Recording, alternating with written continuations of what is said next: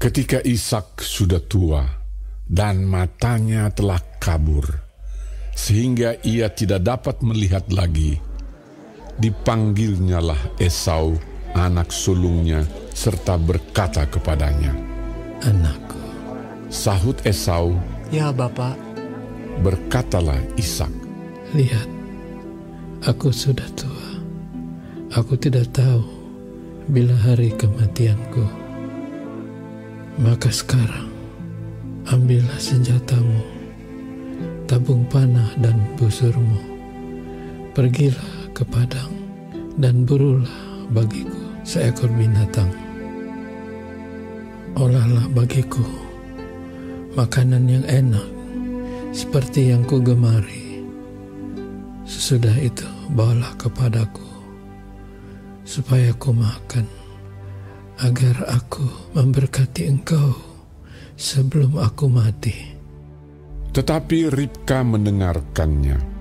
Ketika Ishak berkata kepada Esau anaknya, setelah Esau pergi ke padang memburu seekor binatang untuk dibawanya kepada ayahnya, berkatalah Ribka kepada Yakub anaknya, "Telah kudengar ayahmu berkata kepada Esau kakakmu, bawalah bagiku seekor binatang buruan, dan olahlah bagiku makanan yang enak, supaya ku makan, dan supaya aku memberkati engkau di hadapan Tuhan sebelum aku mati. Maka sekarang anakku, dengarkanlah perkataanku seperti yang kuperintahkan kepadamu. Pergilah ke tempat kambing domba kita, ambillah dari sana 2 anak kambing yang baik. Maka aku akan mengolahnya menjadi makanan yang enak bagi ayahmu, seperti yang digemarinya. Bawalah itu kepada ayahmu, supaya dimakannya, agar dia memberkati engkau sebelum ia mati." Lalu kata Yakub kepada Ribka ibunya, "Tetapi Esau kakakku adalah seorang yang berbulu badannya, sedang aku ini kulit-kulicin. Mungkin ayahku akan meraba aku, maka nanti ia akan menyangka bahwa aku mau memperolok-olokkan dia. Dengan demikian, aku akan mendatangkan kutuk atas diriku dan bukan berkat." Tetapi ibunya berkata kepadanya, "Akulah yang akan menanggung kutuk itu, anakku. Dengarkan saja perkataanku. Pergilah, ambil kambing-kambing itu." Lalu ia pergi mengambil kambing-kambing itu dan membawanya kepada ibunya. Sesudah itu ibunya mengolah makanan yang enak seperti yang digemari ayahnya. Kemudian Ribka mengambil pakaian yang indah kepunyaan Esau, anak sulungnya, pakaian yang disimpannya di rumah, lalu disuruhnyalah dikenakan oleh Yakub, anak bungsunya. Dan kulit anak kambing itu dipalutkannya kepada kedua tangan Yakub dan pada lehernya yang licin itu. Lalu ia memberikan makanan yang enak dan roti yang telah diolahnya itu kepada Yakub anaknya. Demikianlah Yakub masuk ke tempat ayahnya serta berkata, "Bapa." Sahut ayahnya, "Ya anakku, siapakah engkau?" Kata Yakub kepada ayahnya, "Akulah Esau anak sulungmu. Telah aku lakukan seperti yang Bapa katakan kepadaku. Bangunlah, duduklah dan makanlah daging buruan masakanku ini, agar Bapa memberkati aku." Lalu Ishak berkata kepada anaknya itu, "Lekat juga engkau mendapatnya, anakku." Jawabnya, "Karena Tuhan, Allahmu, membuat aku mencapai tujuanku." Lalu kata Ishak kepada Yakub, "Datanglah mendekat, anakku, supaya aku meraba engkau. Apakah engkau ini anakku Esau atau bukan?" Maka Yakub mendekati Ishak, ayahnya, dan ayahnya itu merabanya serta berkata, "Kalau suara Yakub Yakub, kalau tangan Esau. Jadi Ishak tidak mengenal dia, karena tangannya berbulu seperti tangan Esau, kakaknya. Ishak hendak memberkati dia, tetapi ia masih bertanya, "Benarkah engkau ini anakku, Esau?" Jawabnya, Iya. lalu berkatalah Ishak, "Dekatkanlah makanan itu kepadaku, supaya aku makan daging buruan masakan anakku, agar aku memberkati engkau." Jadi didekatkannyalah makanan itu kepada ayahnya, lalu ia makan. Dibawanya juga anggur kepadanya, lalu ia minum. Berkatalah Ishak ayahnya kepadanya, "Datanglah dekat-dekat dan ciumlah aku, anakku." Lalu datanglah Yakub dekat-dekat dan diciumnyalah ayahnya. Ketika Ishak mencium bau pakaian Yakub, diberkatinyalah dia, katanya, "Sesungguhnya bau anakku adalah sebagai bau padang yang diberkati Tuhan. Allah akan memberikan kepadamu embun yang dari langit, dan tanah-tanah gemuk di bumi, dan gandum serta anggur berlimpah-limpah. Bangsa-bangsa akan takluk kepadamu, dan suku-suku bangsa akan sujud kepadamu. Jadilah tuan atas saudara-saudaramu, dan anak-anak ibumu akan sujud kepadamu. Siapa yang mengutuk engkau, terkutuklah ia, dan siapa yang memberkati engkau, diberkatilah ia." Setelah Ishak selesai memberkati Yakub, dan baru saja Yakub keluar meninggalkan Ishak ayahnya, pulanglah Esau kakaknya dari berburu. Ia juga menyediakan makanan yang enak, lalu membawanya kepada ayahnya. Katanya kepada ayahnya, "Bapa, bangunlah dan makan daging buruan masakan anakmu, agar engkau memberkati aku." Tetapi kata Ishak ayahnya kepadanya, "Siapakah engkau ini?" Sahutnya, "Akulah anakmu, anak sulungmu, Esau." Lalu terkejutlah Ishak dengan sangat serta berkata, "Siapakah gerangan dia yang memburu binatang itu dan yang telah membawanya kepadaku? Aku telah memakan semuanya sebelum engkau datang dan telah memberkati dia, dan dia akan tetap orang yang diberkati."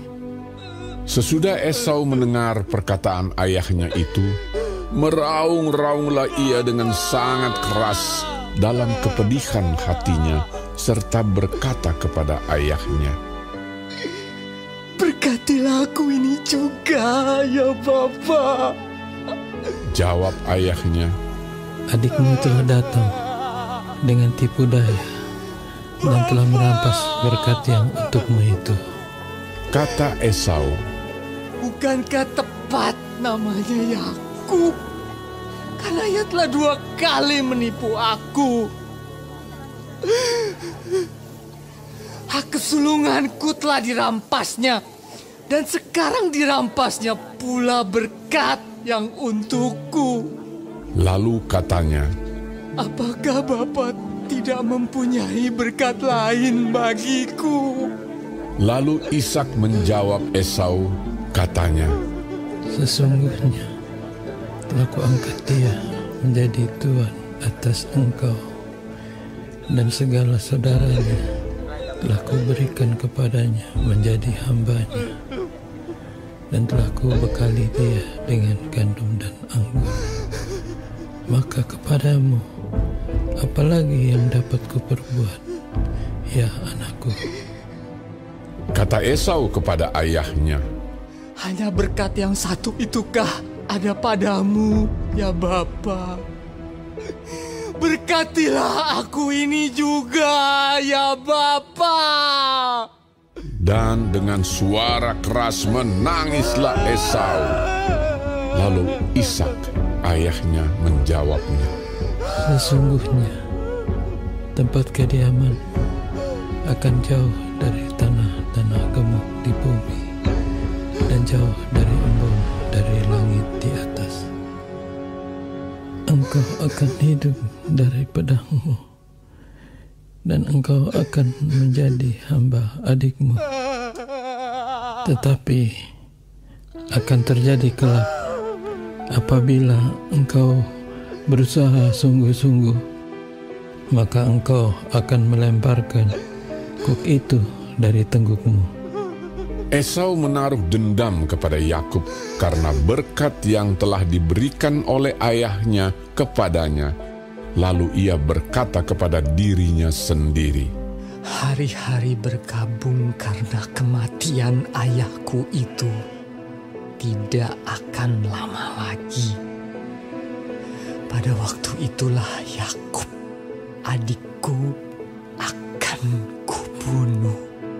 Ketika diberitahukan perkataan Esau, anak sulungnya itu, kepada Ribka, maka disuruhnyalah memanggil Yakub, anak bungsunya, lalu berkata kepadanya, Esau, kakakmu, bermaksud membalas dendam membunuh engkau. Jadi sekarang anakku, dengarkanlah perkataanku. Bersiaplah engkau dan larilah kepada Laban, saudaraku ke Haran.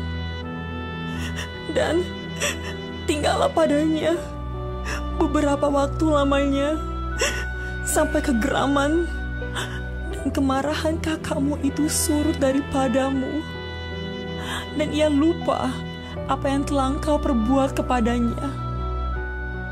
Kemudian aku akan menyuruh orang-orang untuk menjemput engkau dari situ. Mengapa aku akan kehilangan kamu berdua pada satu hari juga? Kemudian Ribka berkata kepada Ishak, Aku telah jemu hidup karena perempuan-perempuan Het itu. Jikalau Yakub juga mengambil seorang istri dari antara perempuan negeri ini, semacam perempuan Het itu, apa gunanya aku hidup lagi? Kemudian Ishak memanggil Yakub, lalu memberkati dia serta memesankan kepadanya. Katanya, Janganlah mengambil istri dari perempuan Kanaan. Bersiaplah, pergilah ke Padan Aram, ke rumah Betuel, ayah ibumu, dan ambillah dari situ seorang istri dari anak-anak Laban, saudara ibumu. Moga-moga Allah yang Maha Kuasa memberkati engkau, membuat engkau beranak cucu, dan membuat engkau menjadi banyak, sehingga engkau menjadi sekumpulan bangsa-bangsa. Moga-moga Ia memberikan kepadamu berkat yang untuk Abraham, kepadamu serta kepada keturunanmu, sehingga engkau memiliki negeri ini yang kau diami sebagai orang asing, yang telah diberikan Allah kepada Abraham. demikianlah Ishak melepas Yakub, lalu berangkatlah Yakub ke Padan Aram, kepada Laban anak Betuel, orang Aram itu, saudara Ribka, ibu Yakub dan Esau. Ketika Esau melihat bahwa Ishak telah memberkati Yakub dan melepasnya ke Padan Aram untuk mengambil istri dari situ, pada waktu ia memberkatinya, ia telah memesankan kepada Yakub, Janganlah ambil istri dari antara perempuan Kanaan. dan bahwa Yakub mendengarkan perkataan ayah dan ibunya dan pergi ke Padan Aram. Maka Esau pun menyadari bahwa perempuan Kanaan itu tidak disukai oleh Ishak ayahnya. Sebab itu ia pergi kepada Ismail dan mengambil Mahalat menjadi istrinya, di samping kedua istrinya yang telah ada. Mahalat adalah anak Ismail, anak Abraham, adik Nebayot. Maka Yakub berangkat dari Beersheba dan pergi ke Haran. Ia sampai di suatu tempat dan bermalam di situ karena matahari telah terbenam. Ia mengambil sebuah batu yang terletak di tempat itu dan dipakainya sebagai alas kepala, lalu membaringkan dirinya di tempat itu. Maka bermimpilah ia. Di bumi ada didirikan sebuah tangga yang ujungnya sampai di langit, dan tampaklah malaikat-malaikat Allah turun naik di tangga itu. Berdirilah Tuhan di sampingnya dan berfirman, Akulah Tuhan, Allah Abraham nenekmu dan Allah Ishak. Tanah tempat engkau berbaring ini akan kuberikan kepadamu dan kepada keturunanmu. Keturunanmu akan menjadi seperti debu tanah banyaknya, dan engkau akan mengembang ke sebelah timur, barat, utara, dan selatan. Dan olehmu serta keturunanmu, semua kaum di muka bumi akan mendapat berkat. Sesungguhnya aku menyertai engkau, dan aku akan melindungi engkau kemanapun engkau pergi. Dan aku akan membawa engkau kembali ke negeri ini, sebab aku tidak akan meninggalkan engkau, melainkan tetap melakukan apa yang kujanjikan kepadamu. Ketika Yakub bangun dari tidurnya, berkatalah ia, Sesungguhnya Tuhan ada di tempat ini, dan aku tidak mengetahuinya. Ia takut dan berkata, Alangkah dahsyatnya tempat ini. Ini tidak lain dari rumah Allah. Ini pintu gerbang sorga. Keesokan harinya pagi-pagi Yakub mengambil batu yang dipakainya sebagai alas kepala dan mendirikan itu menjadi tugu dan menuang minyak ke atasnya. Ia menamai tempat itu Betel. Dahulu nama kota itu Luz. Lalu bernasarlah Yakub, Jika Allah akan menyertai dan akan melindungi aku di jalan yang kutempuh ini, memberikan kepadaku roti untuk dimakan dan pakaian untuk dipakai, sehingga aku selamat kembali ke rumah ayahku, maka Tuhan akan menjadi Allahku. Dan batu yang kudirikan sebagai tugu ini akan menjadi rumah Allah. Dari segala sesuatu yang engkau berikan kepadaku, akan selalu kupersembahkan 1/10 kepadamu. Kemudian berangkatlah Yakub dari situ dan pergi ke negeri Bani Timur. Ketika ia memandang sekelilingnya, dilihatnya ada sebuah sumur di padang, dan ada 3 kumpulan kambing domba berbaring di dekatnya. Sebab dari sumur itulah orang memberi minum kumpulan-kumpulan kambing domba itu. Adapun batu penutup sumur itu besar, dan apabila segala kumpulan kambing domba itu digiring berkumpul ke sana, maka gembala-gembala menggulingkan batu itu dari mulut sumur, lalu kambing domba itu diberi minum, kemudian dikembalikanlah batu itu lagi ke mulut sumur itu. Bertanyalah Yakub kepada mereka, Saudara-saudara, dari manakah kamu ini? Jawab mereka, Kami ini dari Haran. Lagi katanya kepada mereka, Kenalkah kamu Laban, cucu Nahor?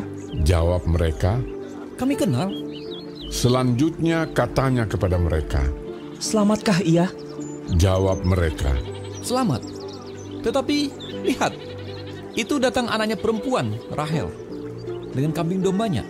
Lalu kata Yakub, Hari masih siang, belum waktunya untuk mengumpulkan ternak.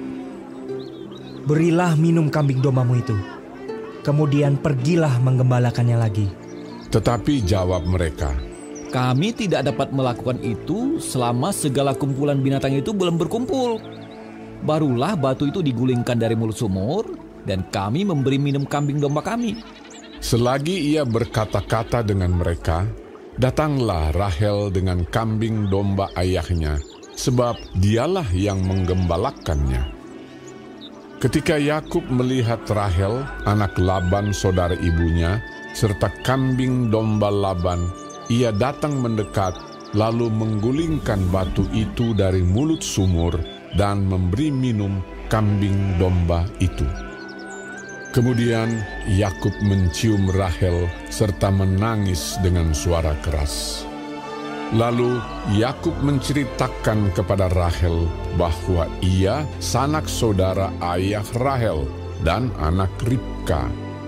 Maka berlarilah Rahel menceritakannya kepada ayahnya. Segera sesudah Laban mendengar kabar tentang Yakub, anak saudaranya itu, berlarilah ia menyongsong dia, lalu mendekap dan mencium dia.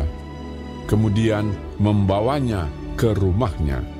Maka Yakub menceritakan segala hal ihwalnya kepada Laban.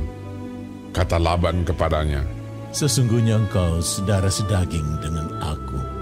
Maka tinggallah Yakub padanya genap sebulan lamanya. Kemudian berkatalah Laban kepada Yakub, Masakah karena engkau adalah sanak saudaraku, engkau bekerja padaku dengan cuma-cuma? Katakanlah kepadaku, apa yang patut menjadi upahmu?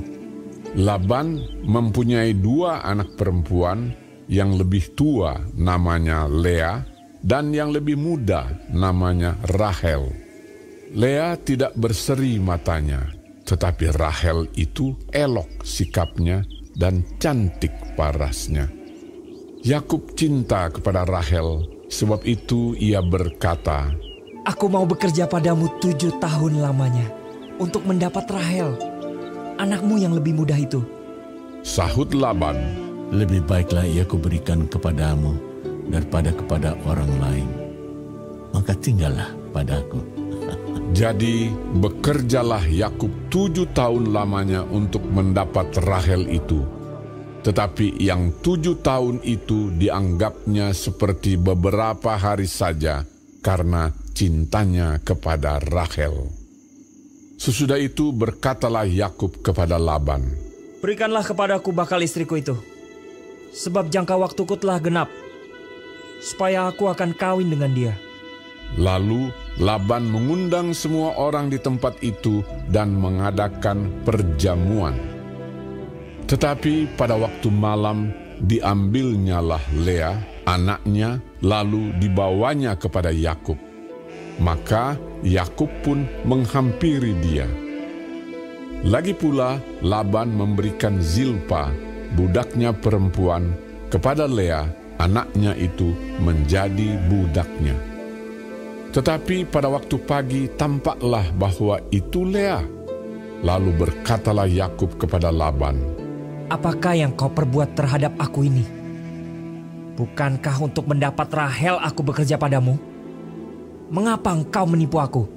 Jawab Laban, Tidak biasa orang berbuat demikian di tempat kami ini, mengawinkan adiknya lebih dahulu daripada kakaknya. Genapilah dahulu 7 hari perkawinanmu dengan anakku ini. Kemudian anakku yang lain pun akan diberikan kepadamu sebagai upah. Asal engkau bekerja pula padaku 7 tahun lagi. Maka Yakub berbuat demikian. Ia menggenapi ke-7 hari perkawinannya dengan Lea. Kemudian Laban memberikan kepadanya Rahel, anaknya itu, menjadi istrinya. Lagi pula Laban memberikan Bilha, budaknya perempuan, kepada Rahel, anaknya itu, menjadi budaknya. Yakub menghampiri Rahel juga, malah ia lebih cinta kepada Rahel daripada kepada Lea. Demikianlah ia bekerja pula pada Laban 7 tahun lagi. Ketika Tuhan melihat bahwa Lea tidak dicintai, dibukanyalah kandungannya, tetapi Rahel mandul. Lea mengandung, lalu melahirkan seorang anak laki-laki dan menamainya Ruben, sebab katanya, "Sungguhnya Tuhan telah memperhatikan kesengsaraanku. Sekarang tentulah aku akan dicintai oleh suamiku." Mengandung pula lah ia, lalu melahirkan seorang anak laki-laki, maka ia berkata, "Sesungguhnya Tuhan telah mendengar bahwa aku tidak dicintai, lalu diberikannya pula anak ini kepadaku." Maka ia menamai anak itu Simeon. Mengandung pula lah ia, lalu melahirkan seorang anak laki-laki, maka ia berkata, "Sekali ini suamiku akan lebih erat kepadaku, karena aku telah melahirkan 3 anak laki-laki baginya." Itulah sebabnya ia menamai anak itu Lewi. Mengandung pula lah ia, lalu melahirkan seorang anak laki-laki, maka ia berkata, "Sekali ini aku akan bersyukur kepada Tuhan." Itulah sebabnya ia menamai anak itu Yehuda. Sesudah itu ia tidak melahirkan lagi. Ketika dilihat Rahel bahwa ia tidak melahirkan anak bagi Yakub, cemburulah ia kepada kakaknya itu, lalu berkata kepada Yakub, "Berikanlah kepadaku anak, kalau tidak, aku akan mati." Maka bangkitlah amarah Yakub terhadap Rahel, dan ia berkata, "Akukah pengganti Allah yang telah menghalangi engkau mengandung?" Kata Rahel, "Ini Bilha, budakku perempuan. Hampirilah dia, supaya ia melahirkan anak di pangkuanku, dan supaya oleh dia aku pun mempunyai keturunan." Maka diberikannya Bilha, budaknya itu, kepada Yakub menjadi istrinya, dan Yakub menghampiri budak itu. Bilha mengandung, lalu melahirkan seorang anak laki-laki bagi Yakub. Berkatalah Rahel, "Allah telah memberikan keadilan kepadaku, juga telah didengarkannya permohonanku, dan diberikannya kepadaku seorang anak laki-laki." Itulah sebabnya ia menamai anak itu Dan. Mengandung pula lah Bilha, budak perempuan Rahel, lalu melahirkan anak laki-laki yang kedua bagi Yakub. Berkatalah Rahel, "Aku telah sangat hebat bergulat dengan kakakku, dan aku pun menang." Maka ia menamai anak itu Naftali. Ketika dilihat Lea bahwa ia tidak melahirkan lagi, diambilnyalah Zilpa, budaknya perempuan, dan diberikannya kepada Yakub menjadi istrinya. Dan Zilpa, budak perempuan Lea, melahirkan seorang anak laki-laki bagi Yakub. Berkatalah Lea, "Mujur telah datang." Maka ia menamai anak itu Gad. Dan Zilpa, budak perempuan Lea, melahirkan anak laki-laki yang kedua bagi Yakub. Berkatalah Lea, "Aku ini berbahagia. Tentulah perempuan-perempuan akan menyebutkan aku berbahagia." Maka ia menamai anak itu Asher. Ketika Ruben pada musim menuai gandum pergi berjalan-jalan, didapatinyalah di padang buah Dudaim, lalu dibawanya kepada Lea ibunya. Kata Rahel kepada Lea, "Berilah aku beberapa buah Dudaim yang didapat oleh anakmu itu." Jawab Lea kepadanya, "Apakah belum cukup bagimu mengambil suamiku? Sekarang pula mau mengambil lagi buah Dudaim anakku?" Kata Rahel, "Kalau begitu, biarlah ia tidur dengan engkau pada malam ini, sebagai ganti buah dudaim anakmu itu. Ketika Yakub pada waktu petang datang dari padang, pergilah Lea mendapatkannya sambil berkata, "Engkau harus singgah kepadaku malam ini, sebab memang engkau telah kusewa dengan buah dudaim anakku." Sebab itu tidurlah Yakub dengan Lea pada malam itu. Lalu Allah mendengarkan permohonan Lea. Lea mengandung dan melahirkan anak laki-laki yang kelima bagi Yakub. Lalu kata Lea, "Allah telah memberi upahku, karena aku telah memberi budakku perempuan kepada suamiku." Maka ia menamai anak itu Isakar. Kemudian Lea mengandung pula dan melahirkan anak laki-laki yang keenam bagi Yakub. Berkatalah Lea, "Allah telah memberikan hadiah yang indah kepadaku. Sekali ini, suamiku akan tinggal bersama-sama dengan aku, karena aku telah melahirkan 6 orang anak laki-laki baginya." Maka ia menamai anak itu Zebulon. Sesudah itu ia melahirkan seorang anak perempuan dan menamai anak itu Dina. Lalu ingatlah Allah akan Rahel. Allah mendengarkan permohonannya serta membuka kandungannya. Maka mengandunglah Rahel dan melahirkan seorang anak laki-laki. Berkatalah ia, Allah telah menghapuskan aibku. Maka ia menamai anak itu Yusuf, sambil berkata, Mudah-mudahan Tuhan menambah seorang anak laki-laki lagi bagiku. Setelah Rahel melahirkan Yusuf, berkatalah Yakub kepada Laban, "Izinkanlah aku pergi, supaya aku pulang ke tempat kelahiranku dan ke negeriku. Berikanlah istri-istriku dan anak-anakku yang menjadi upahku selama aku bekerja padamu, supaya aku pulang, sebab engkau tahu betapa keras aku bekerja padamu."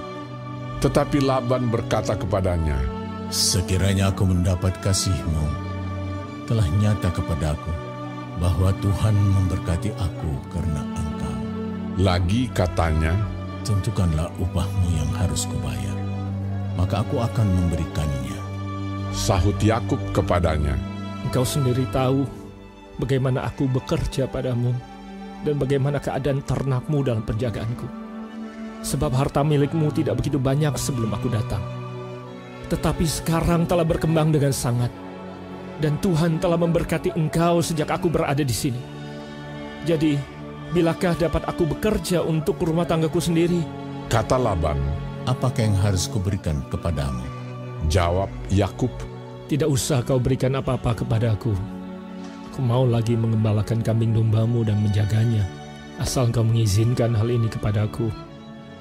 Hari ini aku akan lewat dari tengah-tengah segala kambing dombamu dan akan mengasingkan dari situ setiap binatang yang berbintik-bintik dan berbelang-belang.